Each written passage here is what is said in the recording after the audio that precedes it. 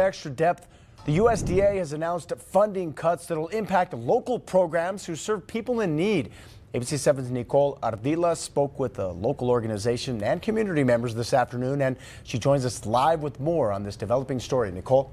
I went to El Pasoans Fighting Hunger today to find out how the organization will be affected by the funding cuts and to ask people in line if it'll make putting food on their plate a bit more difficult.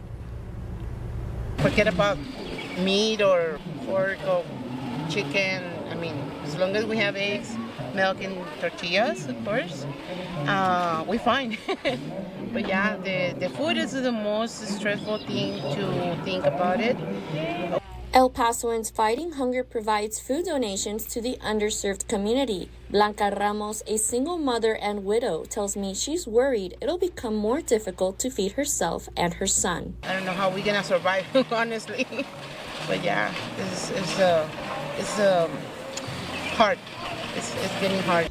The USDA announced it'll be cutting $1 billion of funding from 2 of their programs, one of them being the Local Food Purchase Assistance. It initiated during the pandemic era to assist food banks with federal money to purchase food from local farms and suppliers. This food bank relies primarily on government and donated food. So you can see a lot of empty shelves behind me here today, and that is a result of a lot of the uncertainty right now. She tells ABC 7 that they won't be able to fill all of the gaps left from all of the funding cuts. Frankly, El Paso is a desert. Very little food is produced here. So we must find food somewhere else in the region and bring it into El Paso. The USDA says funding for program agreements will end 2 months after the announcement was made. Goodell says they have about $700,000 left to spend by May. Everybody's struggling right now because of the economy. And yeah, this is going to affect big time for everybody.